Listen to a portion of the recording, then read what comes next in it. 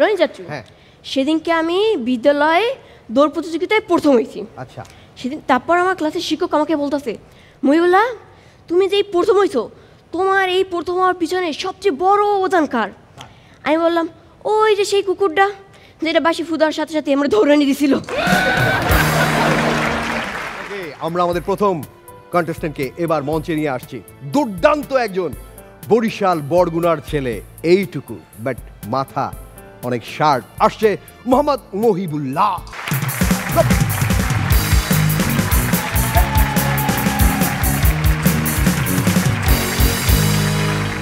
আসসালামু আলাইকুম জাজেদ, রনি চাচ্চু, রাবার ব্যান্ড, সরি ম্যাডাম। আচ্ছা, ঢাকা বিশ্ববিদ্যালয় ভালো হবে নাকি বুয়েট? ঢাকা বিশ্ববিদ্যালয় ভালো হবে নাকি বুয়েট? বুয়েট বুয়েট একটু বললে ভালো হতো। বলেন না, বলেন একটা বলেন। বুয়েট না মানে বাদাম বিক্রি করতাম।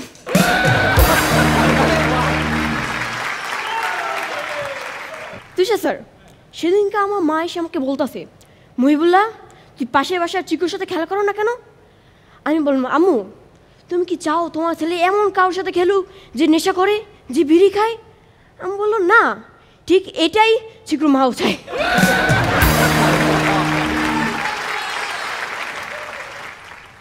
আমি স্যার এই মানবতা এখনো টিকে আছে। কিভাবে? সেদিনকে একটা মাছকে দেখলাম পুকুরে ডুবে যাচ্ছে, তাকে নিয়ে রোদে রেখে দিলাম, এখন এই খুশিতে লাফাচ্ছে। পারি ম্যাডাম, সেদিনকে আমার আম্মু আমার কাছে এসে বলছে, মহিবুল্লাহ তোর রেজাল্ট সবসময় কেন খারাপ হয়? আমি বললাম আম্মু তুমি তো সব জানোই, ভালো মানুষের সাথে সবসময় খারাপই হয়। রনি চাচ্চু, সেদিনকে আমার গার্লফ্রেন্ডের আমি কল দিয়ে বললাম, জান তোমার বাবা কি চেয়ারম্যান? সে বলে হ্যাঁ হ্যাঁ আমার বাবা চেয়ারম্যান, আর তুমি বাবা চেয়ারম্যান বাড়ির জামাই। দূর রাখো চেয়ারম্যান বাড়ির জামাই, টিভিটা চালু করে দাও, তোমার বাপে চাউল নিয়ে ধরা খাইছে। রনি চাচ্চু, সেদিনকে ক্লাসের স্যার আমাকে একটা লাঠি দেখেই বলতেছে, মহিবুল্লাহ এই লাঠির শেষ প্রান্তে একটা ইডিয়েট আছে। আমি বলি স্যার কোন মাথায়? আমি স্যার আমাদের এই হাসা চলাকালীন সময়ে এই হাসর সেটে অনেক জনেরই জন্মদিন পালন করা হয়েছে। এই দ্বারা আমরা কি জানলাম? জন্মদিনের কেক এমন একটা খাদ্য, আপনি ফু দিতে গিয়ে যদি থুতো ছিটিয়ে দেন সবাই চেটে পুটে খাবে। পারি ম্যাডাম, সেদিনকে একটা মহিলা একটা শপিং মলে যেয়ে একটা দোকানের সামনে 30 মিনিট লাইনে দাঁড়াইছিল। আচ্ছা। পরে দোকানদার বলতেছে, আফা আপনি যেখানে দাঁড়াই আছেন ওটা লাইন নয়, আপনার সামনে 3-3টে মূর্তি। কানা ঘরের কানা। রনি চাচ্চু, সেদিনকে আমি বিদ্যালয়ে দৌড় প্রতিযোগিতায় প্রথম হয়েছি। আচ্ছা। সেদিন তারপর আমার ক্লাসের শিক্ষক আমাকে বলতেছে, মহিবুল্লাহ তুমি যে প্রথম হয়েছো, তোমার এই প্রথম হওয়ার পিছনে সবচেয়ে বড় অবদান কার? আমি বললাম ওই যে সেই কুকুরটা যেটা বাসি ফুদার সাথে সাথে আমরা দৌড়ানি দিছিল। তুষার স্যার, আমার ছোট ভাই সামিল্লা সে হারায় গেছে। আমি থানায় গিয়ে পুলিশ অফিসারকে বলতেছি, স্যার আমার ছোট ভাই তো হারিয়ে গেছে। পুলিশ অফিসার বলে কোনো চিন্তা করেন না, তাকে খুঁজে পাওয়া যাবে। আজকে সকালে তার একজোড়া মোজা আমরা রাস্তায় পড়ে থাকতে পেয়েছি, সেটা নিয়ে আমাদের কুকুরকে শুকাইছি। বাস এবার কুকুরটা জ্ঞান ফিরলেই হবে।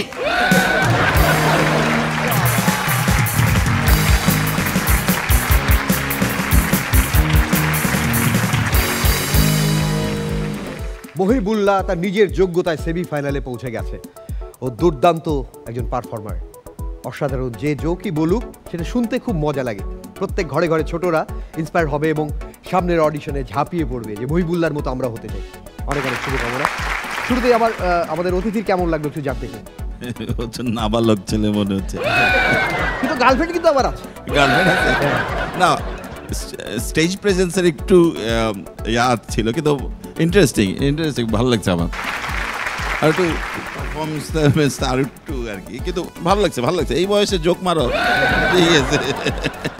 আপনার ছুঁয়ে দিলে মনেও তো প্রেমটা ওই সেই স্কুল লাইফ থেকে মনে শুরু হয়। প্রেম করছে হচ্ছে। এগুলো শিহাব ভাইয়ের কাছ থেকেই শিখছে। ও বরাবর যেরকম সুইট পারফরমেন্স দেয়, আজকে একটু নার্ভাস মনে হচ্ছে, সেমিফাইনাল তাই। হ্যাঁ, এটা কোনো বিষয় না, এই পর্যন্ত যে এসছে এটাই তো বড় বিষয়, তাই না? অনেক ভালো ছিল মামুলা। ভালো ছিল বাবা, কিন্তু আজকে একটু নার্ভাস হয়ে গেছো তো, এটা বোঝা যাচ্ছিল, যেটা তোমার কখনো হয় না, কিন্তু তাও ভালো ছিল। Best of luck. Amin Khan. মহিবুল্লার পারফরমেন্স সত্যি আমার সবসময় ভালো লাগে। এই বয়সে এত সাহস করে পারফরমেন্স করে স্টেজে, এটা আসলে অনেক মানে একটা আনন্দের ব্যাপার। তার চেয়ে বড় যে জিনিসটা আমি খেয়াল করেছি সেটা হচ্ছে যারা পারফর্ম করছে এদের মধ্যে একমাত্র মহিবুল্লারই একটা বিশাল ফ্যান সার্কেল বা ফ্যান বেজ ইতিমধ্যে তৈরি হয়ে গেছে, এবং সারা বাংলাদেশে আমি যেখানেই যাই না কেন সবাই একজনেরই নাম বলে, সেটা হচ্ছে মহিবুল্লাহ বলে। এই এবং আমিন ভাই দুই ছেলে মহিবুল্লাহর ফ্যান, প্রচুর ফ্যান, এবং ওরাও রীতিমতো এখন প্র্যাকটিস করে।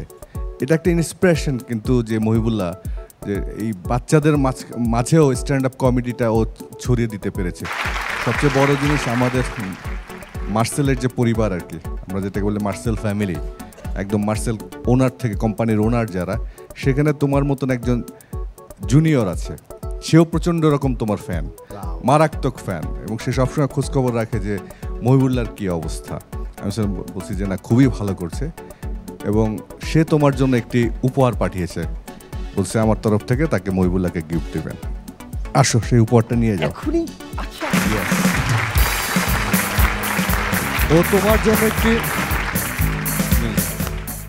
ও তোমার জন্য একটি ওয়ালটনের ট্যাবলেট আর কি, ওয়ালপ্যাক 8G।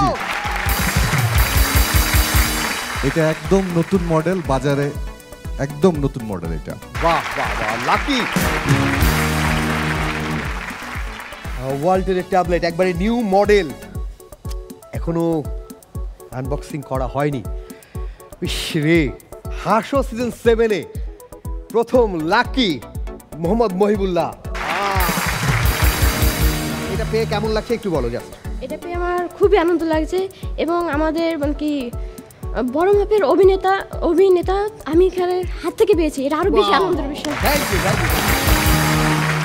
এটা আসলে অনেক বড় প্রাপ্তি, যাই বলেন না কেন, যে এইখানে কেউ যখন আপনার একটা হার্ট পায় বা আমিন ভাই বুকে জড়িয়ে ধরে, এটা যে কত বড় প্রাপ্তি। আমরাও পারফর্মার ছিলাম, আমরা জানি যে সারা জীবন এই টাচটা, এই ফিলটা একেবারে বুকের সাথে থেকে যায়।